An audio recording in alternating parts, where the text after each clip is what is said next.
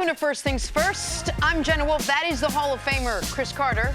That is Nick Wright. We have a lot of news going on today on this Wednesday morning. Antonio Brown wants out of Pittsburgh. Kyler Murray is getting buzz as the first-round pick in the draft coming up.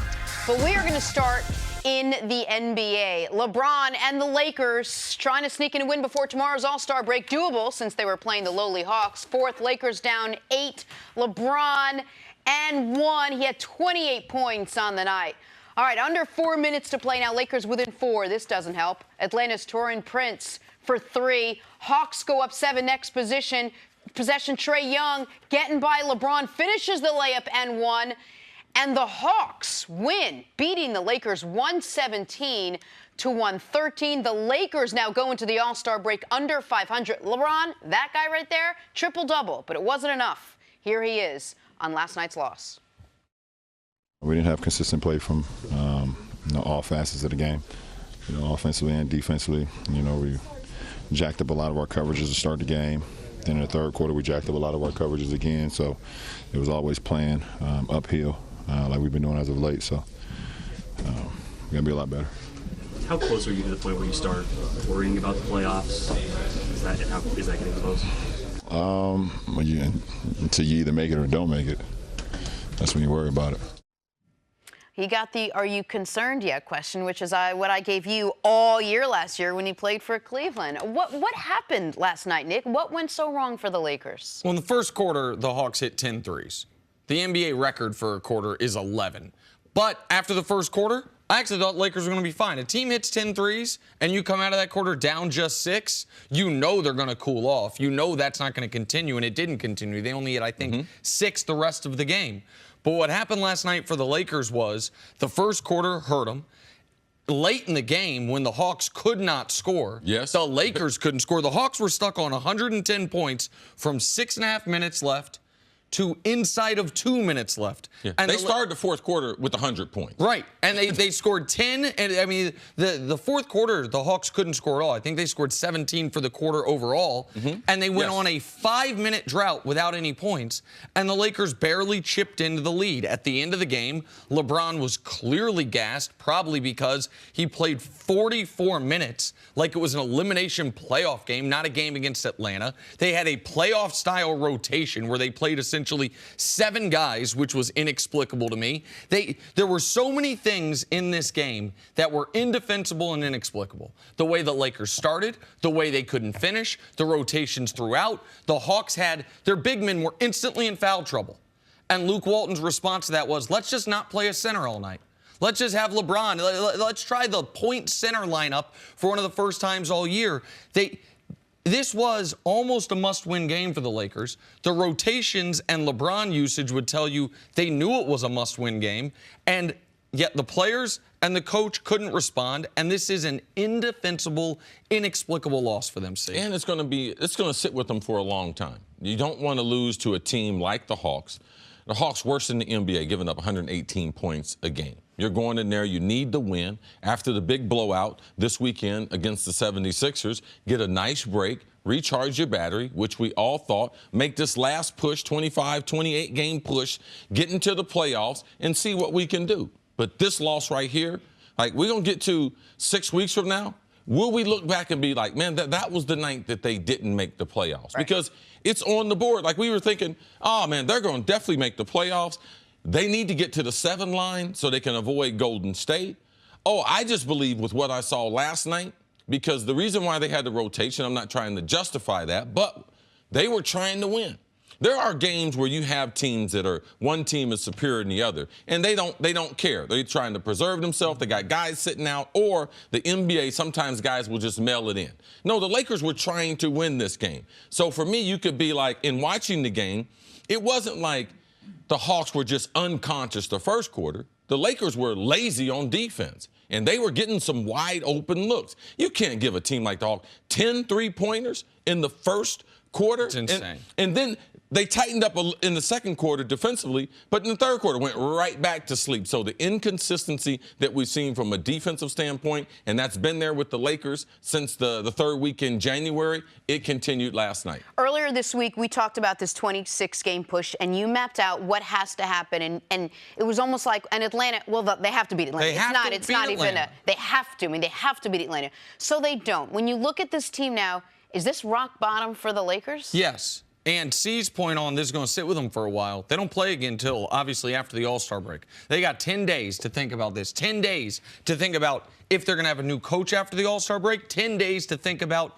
what is this team's identity right now. So much of last night was just inexplicable because, so it's one thing if you're going to play it like a playoff game where you think LeBron's going to play 43, 44 minutes. At least be smart about when he gets his rest. There's a way to steal extra rest. If you're going to have a guy miss 2 minutes of game time, have it be the final minute of a quarter, then the first minute of the next quarter, so he is literally sitting on the bench during the quarter break. And Luke Walton didn't do that. He played the entire first quarter. It was sat out at the beginning of the second, and then the other 2 times he went out of the game were mid-quarter and then went back in later in that quarter. That's not real rest. That's not real time sitting on the bench. Sometimes you can be out of a game for 7 minutes of real time and only miss 2 minutes of actual time. This is, you look at it, Jenna, I said they had 10 losses to play with. Now they got 9 losses to play with. This wasn't supposed to be one of those losses. Yeah, the style of play, too, I had a hard time at the end trying to identify what they were trying to do. Because the first 3 quarters, the Lakers been what they've done through the season, trying to get up and down the court. LeBron basically being the #1 ball handler. But I had a big problem. LeBron got gassed. He's not in the type of shape that we're used to seeing him in. And to me, he did the Hawks a favor, settling for jump shots last night. And only shooting 20 shots, LeBron can't shoot 10 threes. He's got to go to the bucket and get to the free throw line to be able to stabilize a team like that. And to me, the Lakers, one of the worst free throw shooting teams I've ever seen, and LeBron is still not. Now, last night he wasn't bad, but his lack of confidence at the line had me wondering, why are you settling for all those jump shots last night when you should have been taking the ball to the rack and going to the line? He should have been at the free throw line 12, 13, 14 times last night. That's how they could have gotten the win. But he decided to stay outside the three-point arc and jack up three-pointers. I didn't like that in a game that he was playing like they had to win, too. Especially when late in the game the Hawks can't score and you have a chance to actually make it. Not they made it a game, but you have a chance to take back control of the game. And it wasn't a night where LeBron, I think, was afraid to get fouled. He was 9-11 from the line. He was actually hitting. It was one of his best free throw shooting nights of the year. The reason I think he was shooting jump shots late is it's exhausting to go to the rim. I think he was totally gassed. But when you're gassed, your jump shot's going to go first. Agreed. I'm not saying it was the right strategy, but what we see guys when they're tired settle instead of doing what's difficult, which is why you don't play someone. 44 minutes. Other than James Harden, I would guess there isn't a top 10 player in this league, that maybe Giannis, that has played 43-plus minutes in a non-overtime game this year. You don't do that. You save that for the must-win games in the postseason, and even then, you got to do it smarter than they did it last night. The elephant in the room is going to come down to coaching and whether Luke Walton is the guy, and we're going to talk about that coming up, but I'll ask you the same question that LeBron was asked after the game. Do you think this team right now can actually make the playoffs? I think they can make the playoffs. I think they all but waved goodbye to the 7 seed last night. Later in the evening, the Spurs got a 1-point victory over Memphis. Memphis missed a free throw late. The Spurs are the team they're chasing. So they could have, if that game goes a little different and the Lakers take care of business, you could wake up this morning, Lakers are 2 back of the 7 seed. Instead, they're 4 back of the 7 seed. Do I think they can catch the Kings and the Clippers? I do, because the Kings have, I think, 3 straight losses coming up at Denver, at OKC, at Golden State. And the Clippers, we know they're going to regress once. They don't have Tobias Harris. We know how good he is. But the 8 seed, you don't want to see them in that 8 seed. They'll have to face the Warriors. I mean, right. Like, for who, for what at this point? Like, yeah, you can make the playoffs. You can break that streak. A Lakers season without a playoff berth. But to get to face the Warriors in the first round so LeBron can get washed by the Warriors for the 3rd straight year? Yeah, I'm not going to overreact to last night's loss. It's a bad loss for the team.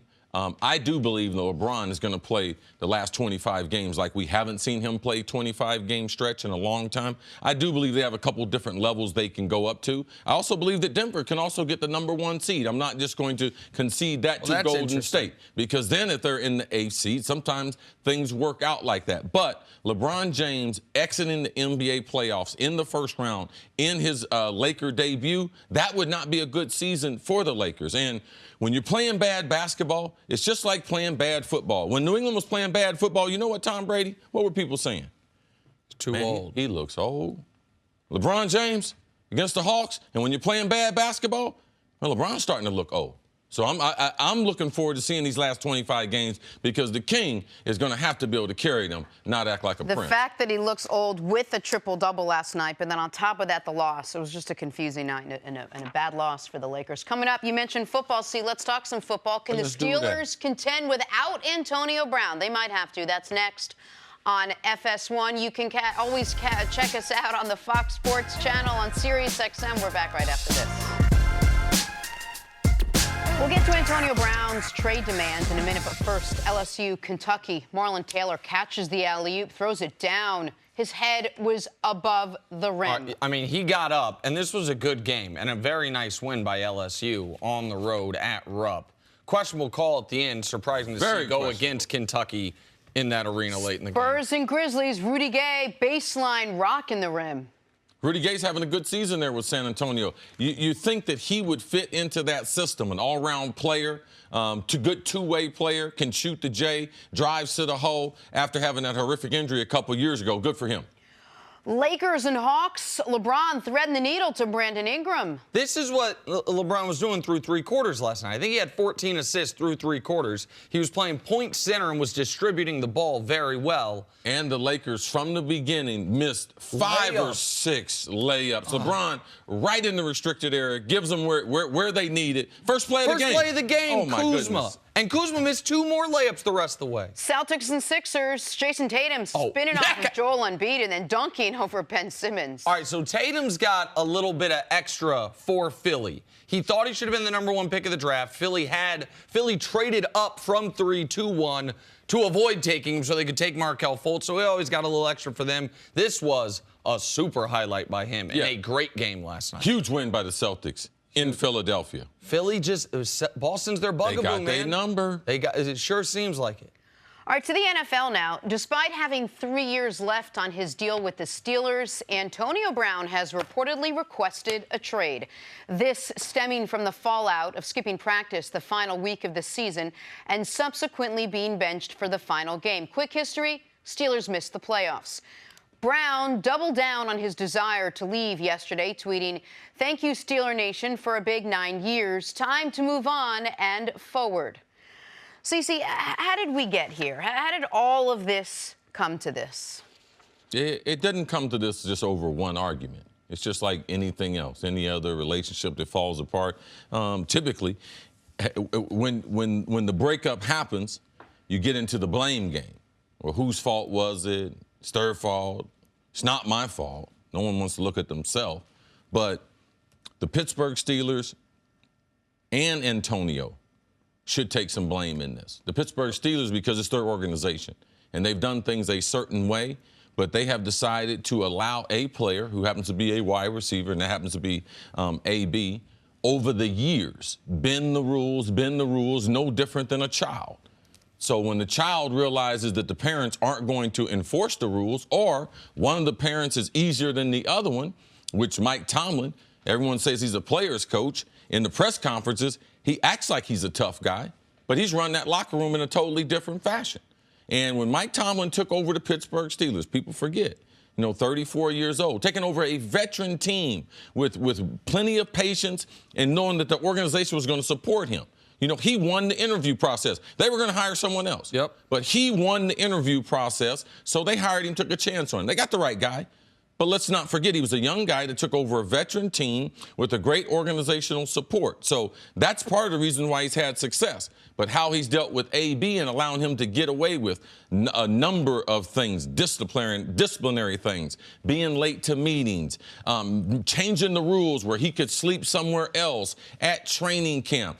And Yes, for star players, do they do certain things a little different? Yes. But when you start to lose and the younger players start to see this, it starts to eat away. So guys start to take exception and be like, well, why can't I do it? He does it. So that's what's happened in Pittsburgh. So the Pittsburgh Steelers are at fault. And Antonio, he's at fault because through the years, he's gotten worse and worse, even though on the field, he's gotten better and better. Listen, on the field, these are two separate things. Because on the field, the production is unquestioned and unprecedented.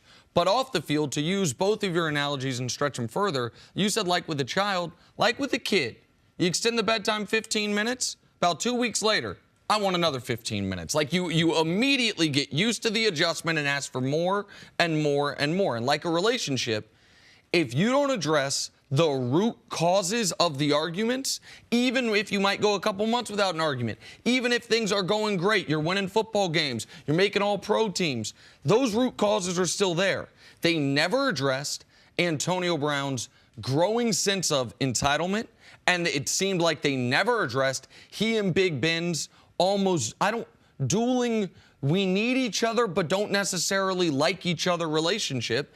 And so as AB continued off the field, within the Steelers organization and outside of it, to make more and more reckless decisions, this was almost inevitable. And it's hard, even for Ben, with all his experience and his leadership, being a captain, all those things, Super Bowl champ, all those things, it's hard to be critical of the players when the coaches aren't being critical. And that's one thing, man, I remember when Dennis Green, when we had our biggest problem, it was when I decided to chastise one of my teammates and Dennis didn't support me. And at that point, I knew my days were numbered in Minnesota. I knew I couldn't stay there but so long. And this is just a prime example of if you're a parent, if you're trying to run an organization, hashtag do what you want to do.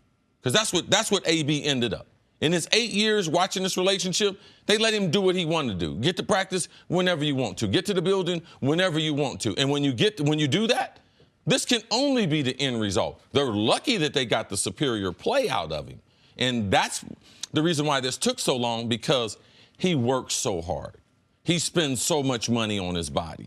His performance on the field, Julio Jones, is second to none. Those are only two people you can talk about over this span that you can say, man, these two guys right here are on the level that no other receivers are on in the NFL. And the other element to it, and I'm glad you mentioned, the production, because Mike Tomlin I don't think he gave this quote himself, but he was quoted by a player as saying, it might have been Ryan Clark, I'm not sure, as saying, we will put up with it as long as the production's there.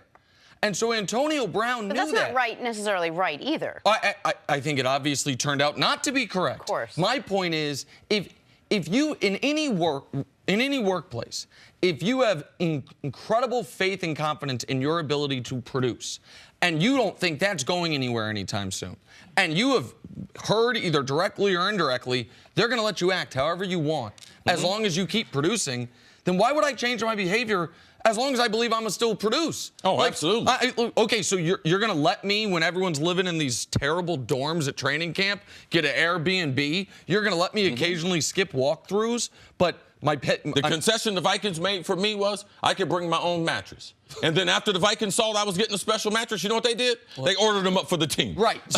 So because there are, and I'm glad you mentioned that. Every team, nearly every team, makes at least small concessions for their best players. But very often, and for the best teams, your best players are also your best leaders. Yes. So they knew when you got that mattress, you weren't going to rub it in the face of a teammate. You weren't gonna lord it over people. At least I think you wouldn't. Like they wouldn't. It would surprise me if you did. But you're kind of smiling like maybe you did that to somebody. No, you're right. And so AB, it was the opposite. AB flaunted the privileges and then continued to take advantage. And then even despite all this, Jenna, I think they being the Steelers, wanted to reconcile. And AB, every step of the way this offseason, whether it's the Instagram of him in a Photoshop Niners jersey, or yesterday. Essentially filing for divorce when the other party might still want to go to counseling. Yeah, I'm just going to say to the Pittsburgh Steelers, and a great organization. Now, they've had some characters throughout their history. Now, they have allowed certain players. I know Mean Joe Green tells me a story, and Terry Bradshaw, when they get together, about when they were on the team together and Terry was running the lap, and Terry was like, man, why isn't that guy over there running? It's like, that's Mean Joe Green. Mean Joe Green don't run no laps. But so in sports, we've seen this, but typically not to the detriment of the whole team. So Nick is right. Just like no other building organization, the most talented people, will they do little things and everything? Yes. But it's to enhance that ability, not to one day have that used, from a control standpoint, used against them. And quickly before we break, how big of the drop-off will it be for the Steelers with no Lev Bell and now no, most likely, Antonio Brown? Listen, I know you've been of the belief that the Steelers have been competitive in every decade since they've been the Pittsburgh Steelers. Not of the belief, that's a fact, that this is the most consistent organization over the history of the NFL. So I'm not going to act like losing Antonio Brown contract the franchise. But you don't get better by losing the best receiver in football. There is no way that the Steelers, even if the culture gets better, and maybe they'll end up having a better record than last year, because last year was a down year, but the Steelers will be worse. I'll tell you this much: the Browns, it's easier for the Browns to play them, for the Ravens to play them, for the Bengals to play them. We don't have to deal with 84 and the 120 yards and 1 touchdown he's going to put on our head every time he plays us. Like, they won't be as good. All right, we'll talk much more about this and where he might go coming up. But on the other side, how big of a hit will LeBron's legacy take if the Lakers miss the playoffs? That's next on First Things First. In 4 days, the greatest event in motorsports is back. The Daytona 500 kicking off the 2019 NASCAR season Sunday at 2:30 p.m. Eastern, with the pre-race beginning at 1 p.m. It is only on Fox. Time now for Say What? James Harden and Russell Westbrook have both been on historic streaks. Yesterday, Michael Jordan was asked which was more impressive. Say what? Both. They're all both hard, and uniquely, it shows the talent, that we have within the league. It shows still the progression within the league. I'm very proud about what both guys have done because they're making their mark for the league, and I think it really helps the growth of the league, which is harder from a player standpoint. 6 championships, by all means. Get it in there, That wasn't MJ. the question. That's your guy, see? Yeah. Your guy, Mike, bringing himself up when it had nothing to do with the nice question. to promote the league and everything. Nice to promote the league. The league, great, hard, and he's making a mark. Russ doing, but Little reminder. when it's all said and done, he's the GOAT, and his record speaks for itself. He knows it. Yeah. Can I say one thing about the GOAT and Wilt? Because Wilt has to do with both these streaks, right? Russ beat Wilt's consecutive triple-double streak. Yes. And the only person who has more consecutive 30-point games than Harden's 30 right now is Wilt. And Harden needs to basically double his streak to beat his.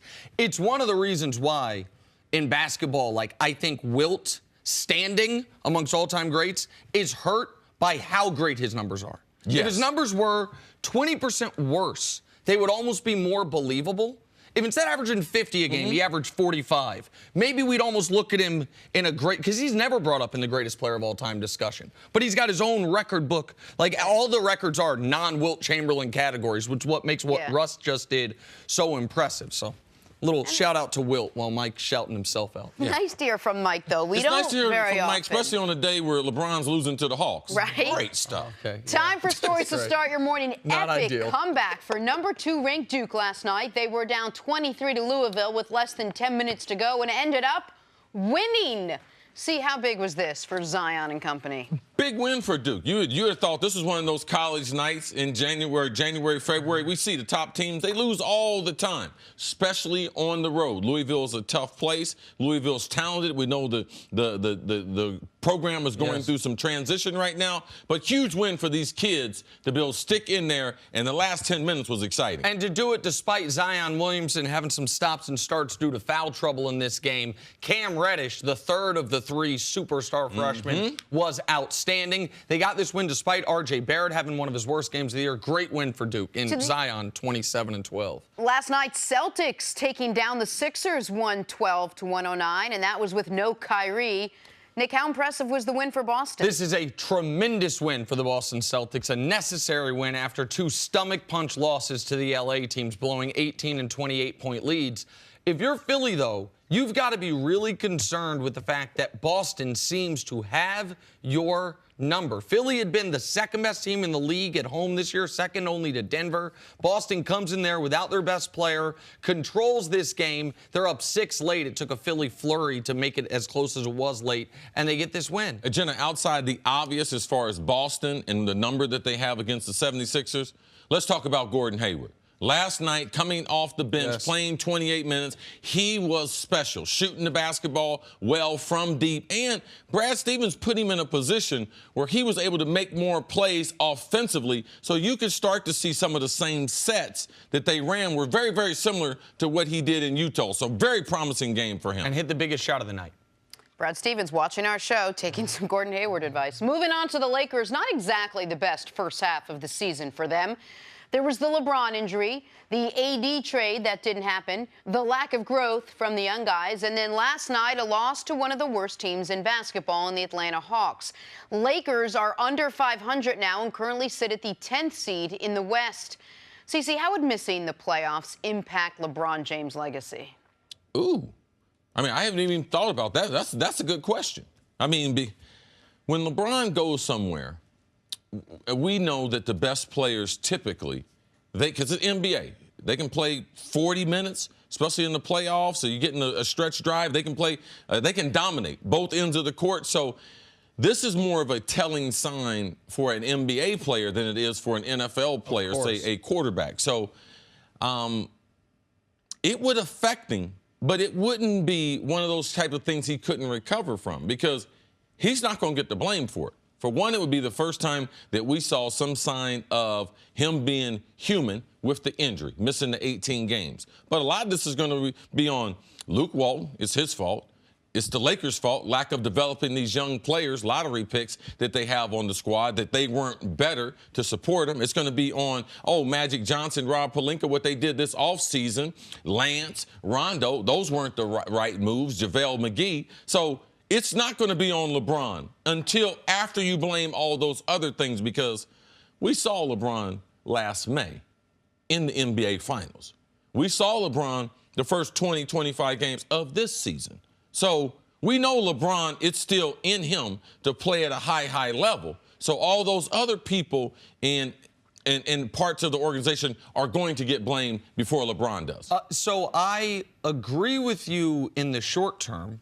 But in the long term, I disagree with you entirely. In the long term, when people are, if they miss the playoffs and you are just looking at LeBron's basketball reference page 10 years from now, nobody's going to remember, they signed Lance and the coach stunk and the young. The reason why I say right now is because we don't know if he's going to win a championship. Sure, absolutely. Let's just say he's going to win. If he ends up winning the championship, then it doesn't matter. Well, absolutely. So agree. all those other things are going to be the points they're going to be talking about until after LeBron's career is over, or if they would happen to make the playoffs 2 years in a row or miss something the like playoffs, that. right? Yes. And so I think that history makes us lose perspective to a degree on the details. Now, also, this would be a footnote if they do win a title moving forward. But I will tell you, additionally, I think it's going to be harder for them to recruit a free agent if you don't have the Lakers in the playoffs, if they look that far away. Now, the legacy discussion, to me, is an interesting one, because I don't believe athletes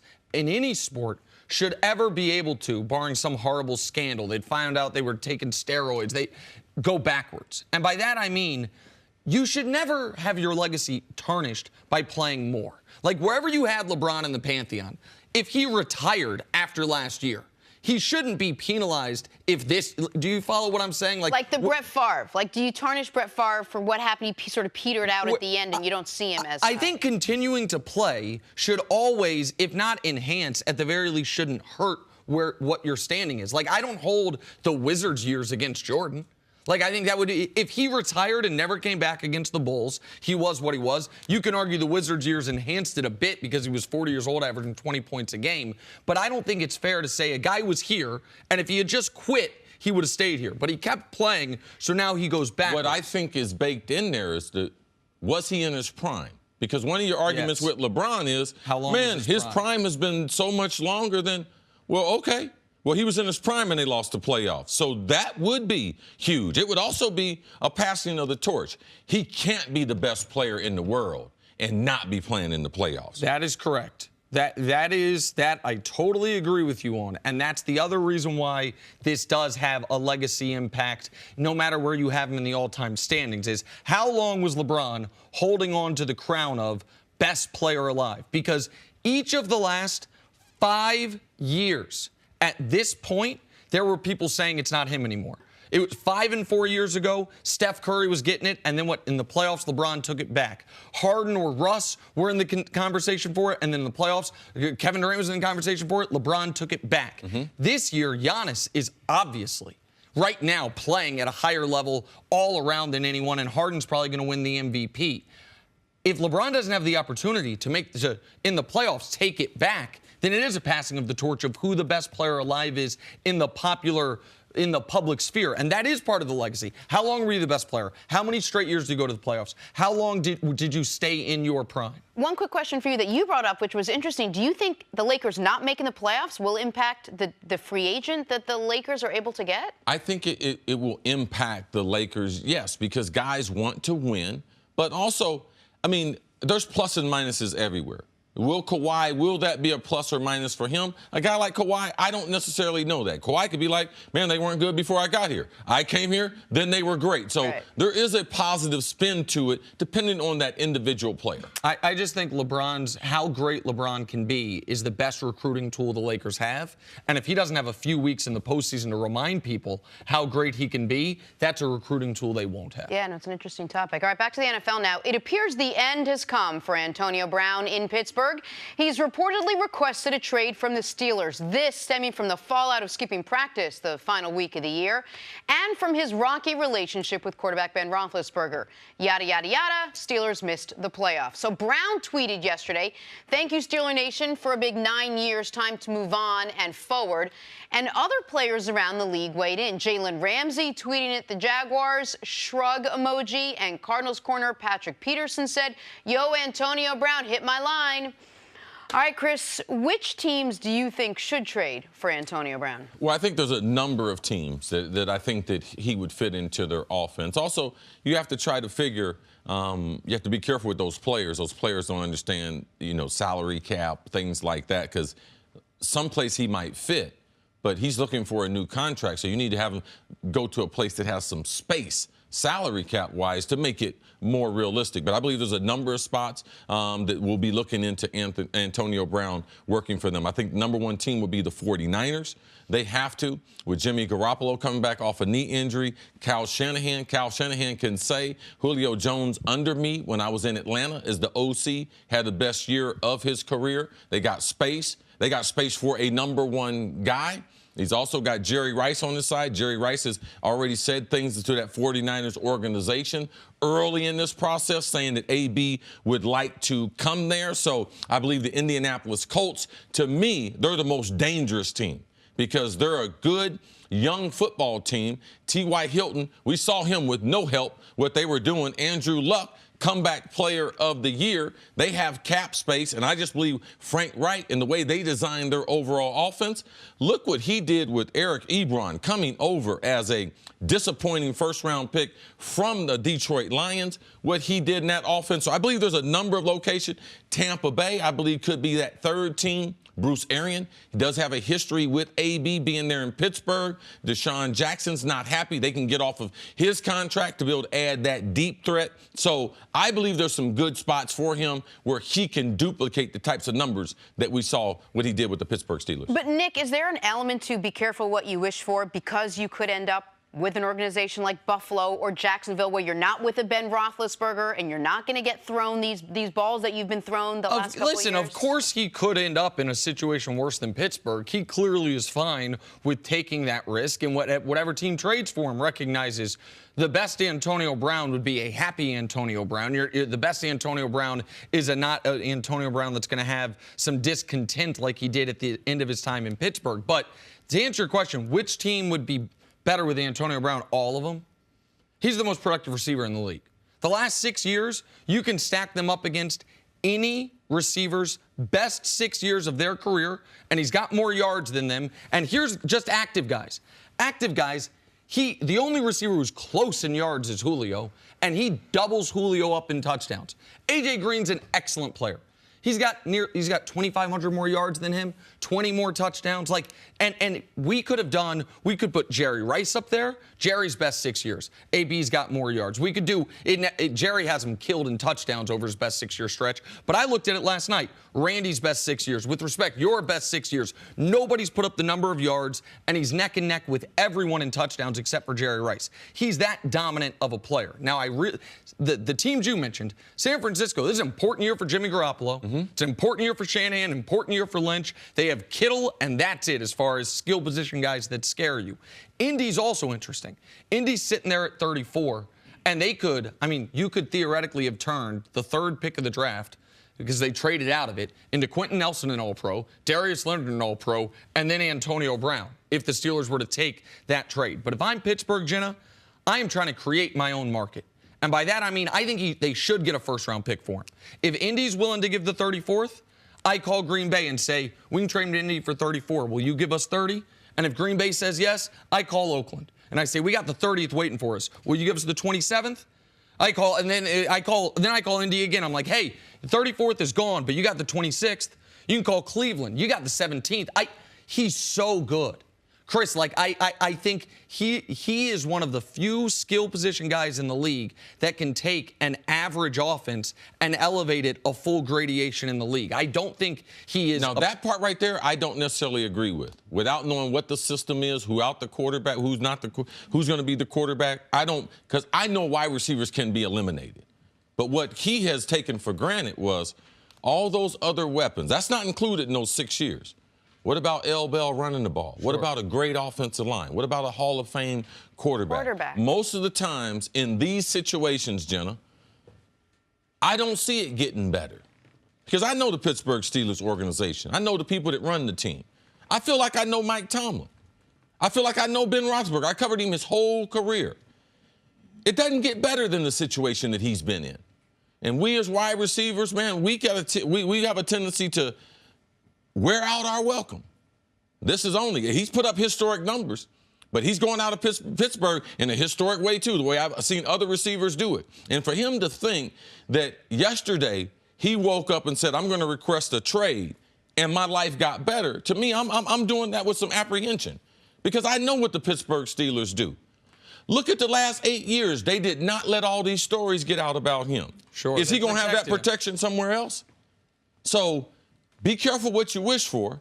I don't believe he will be playing for the Pittsburgh Steelers, but there's a lot of bad landing spots in the NFL and make you disappear in a hurry where you're not in the top 10 as far as merchandising because you're not with Steelers Nation. You're not playing in prime time.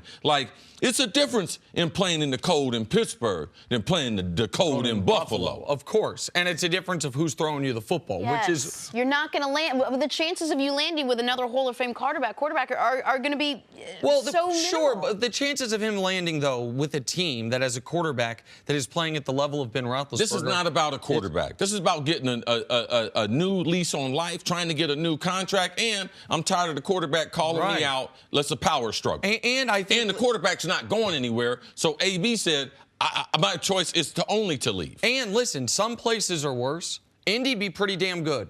Indy's got $100 million they can pay him. They've got an excellent quarterback. T.Y. Hilton is a fine number one, but would be a killer number two receiver. And all of a sudden, you're on the same age trajectory as your quarterback. And you also run the risk of ruining your locker room, too. So make sure you bake that in there with them stats. No, every team has to, they've got to, I don't think you can trade for him if you don't think we have either at least a coach or quarterback, preferably both, that has a very firm handle on things. You can't put him in a situation, I feel like, in Jacksonville where you don't know if you have either and run over the locker room. I agree with you there. All right, we got to take a break. Coming up, could Luke Walton have coached his last game with the Lakers? That's ahead on First Things First. Back here, First Things First, FS1 NBA analyst Sarah Kustok joins us now. Hey, Sarah. Hey, you guys. Great to see you. What's happening? Great to have you. Thank you, Cece. Welcome Jenna? back home. Welcome back home, Air 5. What's up? Must-watch basketball last night. If you're going to shake her hand, Sixers and I'm going to Celtics, air her, but I mean, she's way more cool. We can Third shake. quarter. We can dap. Close game all night. Jason Tatum throwing down the dunk. Teammates love it. What's not to love? Fourth quarter now, Sixers down 2. Joel Embiid gets the three-point play the old-fashioned way. They go up 1. Less than a minute left. Embiid can't get the call. He gets hacked. Oh, he's mad. Marcus Smart splitting the defense here for the dunk. And the Celtics, in all their recent dysfunction, win this one, 112-109. Here's head coach Brad Stevens on his team turning things around. Good teams have clunkers, but good teams respond to those with the right effort and approach. I just thought the whole night we played the right way, and we tried to stay within ourselves, and we didn't get too high or too low, and we fought. And, you know, that's what you have to do to have a chance to win. At the end of the day, it comes down to guarding our own man. So that's what we have to do. You know, these guys that take advantage of, you know, when we do help and move the ball pretty well. So we just need to do a better job of guarding our own man, starting with me. And do right for his suck. Oh. Whew. It's going to be a fine. Yeah. You think? Yeah. Get your wallet out, Joelle. All right, Sarah, let's talk about the win. What did the win without Kyrie tell you about Boston last night? Boston still has all the pieces, and I think we saw that in how they played yesterday. And using the word dysfunction, we've seen this Boston team trying to find themselves. I think them figuring out roles, a lot of it has had to do with these players looking at where their record is at. And I believe they expected to be tops in the Eastern Conference, one of the top 2 teams in the Eastern Conference.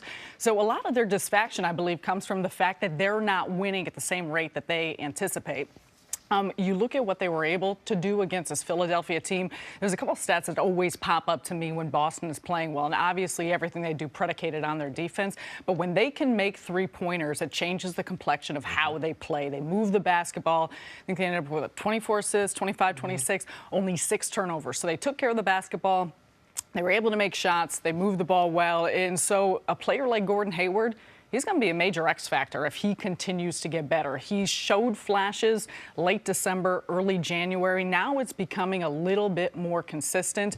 And I like the fact that a guy like Marcus Morris, who called out this team, called out the group, he came out of the gates and he was playing really well. But I think for them, it's still about figuring out how do they play this way with Kyrie Irving, because they're definitely a better team with him on the floor, but how do they keep moving the ball the same way? How do guys continue to maximize their production in some of the limited minutes they may get? Right. It's one of those kind of things that, yes, we know we're more talented when we get off the bus, but we don't play better basketball when he's out of the lineup. So in theory, yes, we look like we're better. The 2 things I thought really stood out after your comments were the lack of turnovers, which were without Kyrie. You can't look at them absent of one another, all right? They function, how the offense was run, seemed like it ran at a higher level without Kyrie and Gordon Hayward. I think that with this, because, man, we have seen some awful moments from an elite NBA player. I'm talking about outside of the injury. Like, he has had times where he lost his confidence, where he was turning down shots, where his inability to explode up and down the court the way he used to, lack of confidence in going to the hole to get fouled. So him playing last night in the role that they carved out for him, I thought was very, very special, besides how the offense ran. Because if Gordon Hayward is going to be my 6th, 7th, 8th best player, I'm going to have a hell of a basketball team. Now, how can I get him to the playoffs and get his confidence? I believe that Boston, like a lot of teams in certain situations, it's not, you can't figure it out. They just have an edge over a certain team. A lot like Green Bay always has with Aaron Rodgers over your Chicago Bears. So this right here, I'm not going to try to read too much into it, but I like what I saw offensively. Lack of turnovers, moving the ball, and Gordon Hayward was special last night. Can we build on that? All right, so there's a lot here. First on the Kyrie stuff. The Kyrie with and without for the Celtics is very confusing because the metrics are with him on the court, they outscore people by 9 points per 100 possession. With him off, it's 1.5. They are way better with him than without him. But they're also 8-2 now. in the 10 games he's missed. So somehow, even though they are not, but the metrics for the Celtics have been off all year. They have the 4th best net rating in all of basketball to go along with the 8th or 9th best record in basketball. So this team analytically has been much better than what its record actually is, which is, by the way, the opposite of what the trend had been. The trend had been they had been, in the previous years, overachieving their analytics because of late game coaching, because they were winning close games, because they were the best team in the league or one of the best in 1 possession games. So that's first point. Second point on Hayward. He was 6 of 7 of 3 last night. If Gordon Hayward had been doing it the way Gordon Hayward did it in Utah, slashing, getting to the bucket, slash and kick, I would be a little more encouraged than a night where he's just on fire from outside, but he needs the confidence builders. Right. He hit the biggest shot of the night. Marcus Morris drove, kicked One thing it to as a him. professional, man, when you've had great success and you either go through an injury or you go through some type of drought where you have lost your confidence, it's just like filling up a cup. You got all them, you got them bad memories in there. Man, you got to flush them things out. And last night, what he did, it's huge in a game with the type of intensity that it had. For him to get them good memories, he was stumbling up and down the court. We were laughing and joking, oh, Gordon Hayward. So we should be pointing out with the same intensity when he played a great game when they needed him. We don't need him to be the slasher. We got enough of those. If he can sit behind the three-point line and knock down shots. That's where I think.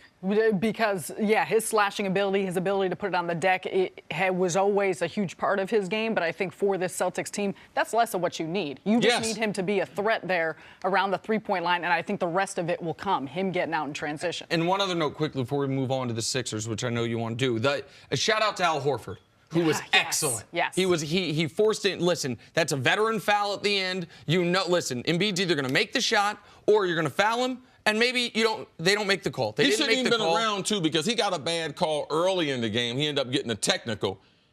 He complained enough. He should have gotten thrown out of the game. He was as angry as I've seen him. And it's because of his overall character. Yes, he normally doesn't act that way. He's a great leader. They allowed him to get himself back together, stay in the game, and he was a key component. And listen, Horford was great on both ends. He rarely has these 20-plus point games.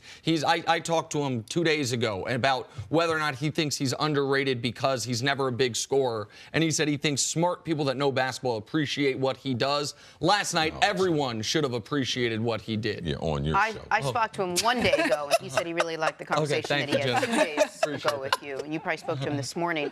So let's talk about the Sixers now. Sixers are 1-7 against the Celtics, the Bucks, and the Raptors. Why do they have such a hard time with the top of the East?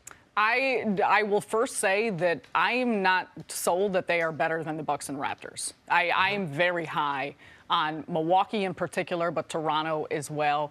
And then additionally, I think you look at last night and the new pieces they have, I think this is going to take some time. I think they're going to need the 20-plus games here throughout the rest of the regular season to figure out how they play together, how they try and work in some of these new pieces. And you look at a team against Boston, I mean, you bring up the key fact. Al Horford is excellent against Joel Embiid. Yes.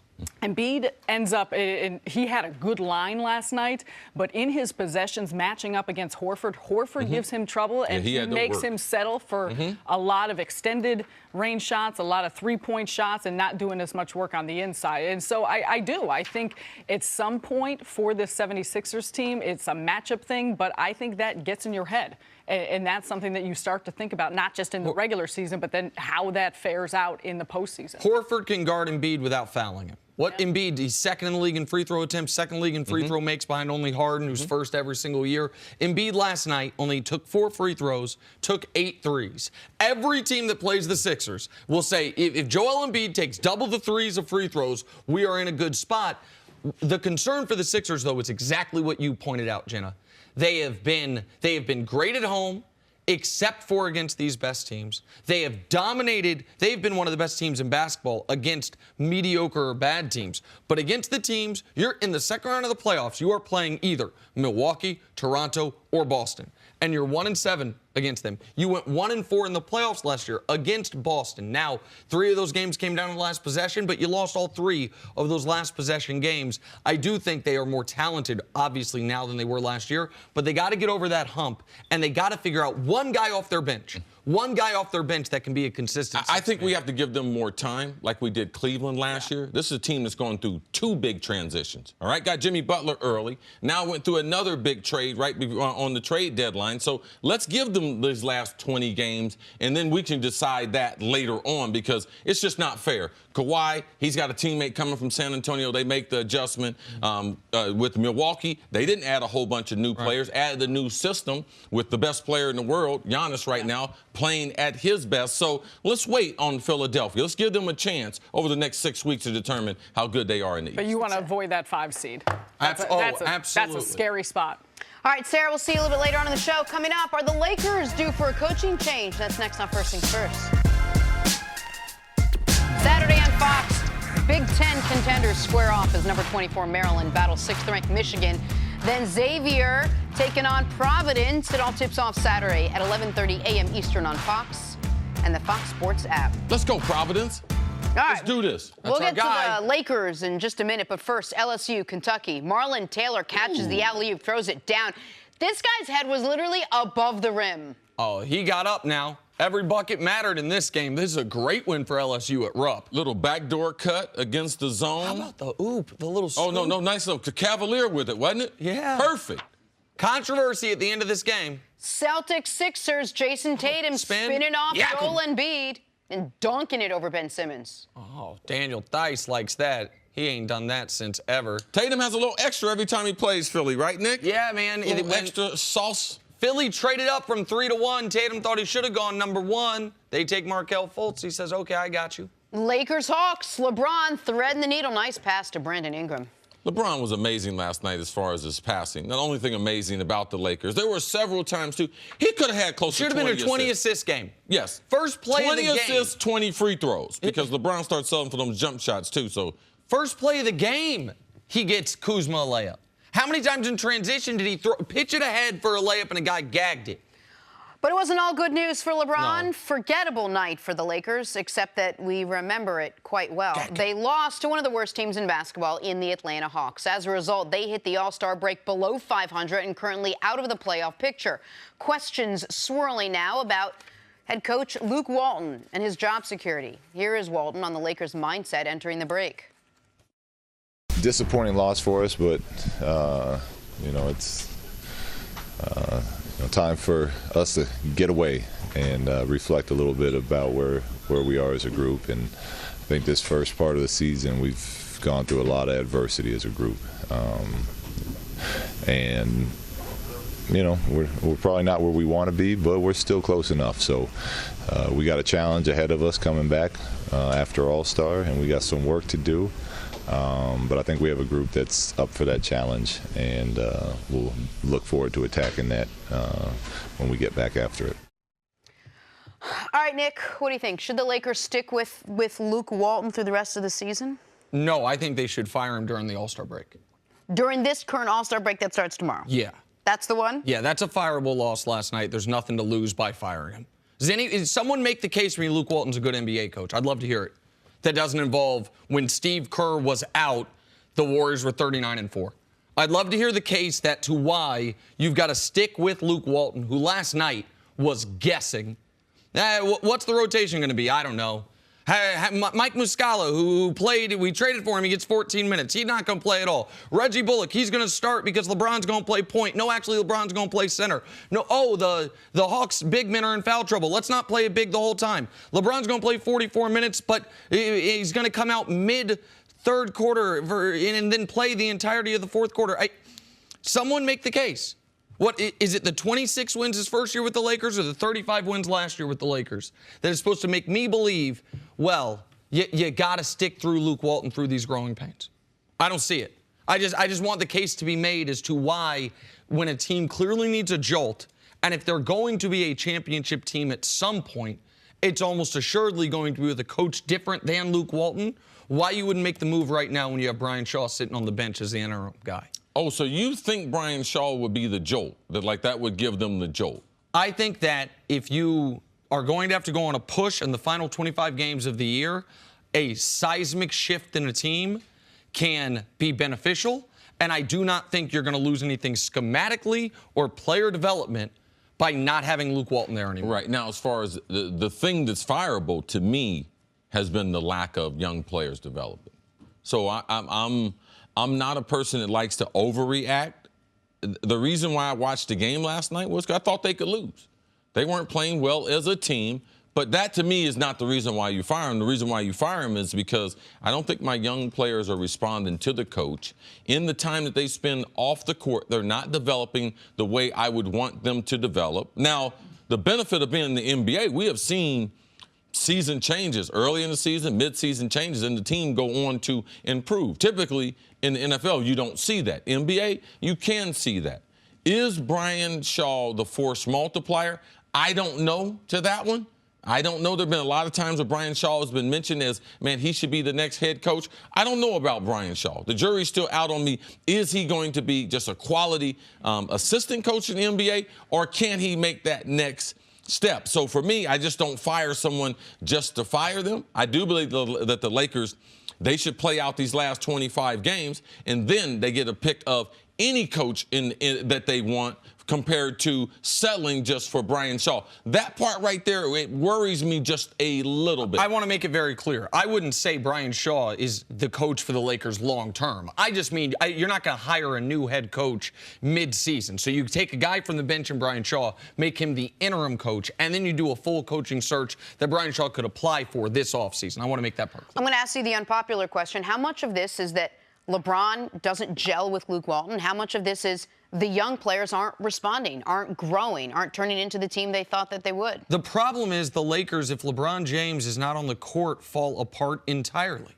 This year, with LeBron on the court, they outscore their opponents by 2.5 points per 100 possessions. With him off the court, it's -5. That's a 7.5-point swing. When he was out, they lost a home game to the Knicks, who are not trying to win. They lost a home game to the Cavs, who are not trying to win. In that Philly game, they're down 4 with 3 minutes left in the third quarter.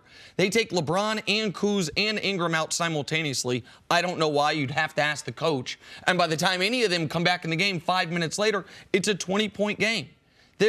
Listen, I am not a basketball PhD, but I'd like to think I got my master's. And there are certain basic things that you know when you are limited talent-wise you have to do to keep your offense flowing, to give your team a shot. And going through big stretches of games where Lance Stevenson is your featured offensive player, that's indefensible. Well, what about the signing this offseason? The front office signed those players. Sure. So, I mean, what is Luke supposed to do? I mean, they signed Lance Stevenson and Rondo.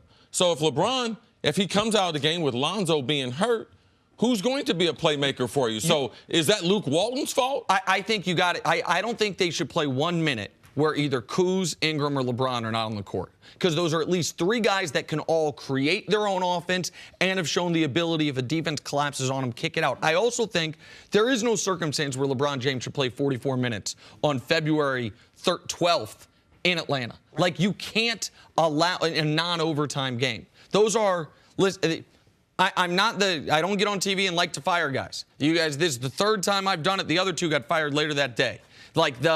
It is when I think it is on the board, and I think it is deserved. And I would like someone to make the case for me as to what does Luke Walton do. Forget, is he a force multiplier? Convince me he's not a force divider. Convince me he's not a negative asset as a head coach. I'd like to be convinced. Thank you for listening to the First Things First podcast. Remember, leave us a review and tell us what you think. Subscribe to the podcast on Apple Podcasts and catch us on FS1 Monday through Friday, 6:30 a.m. Eastern. For Cris Carter and Nick Wright, I'm Jenna Wolfe. So long, everybody.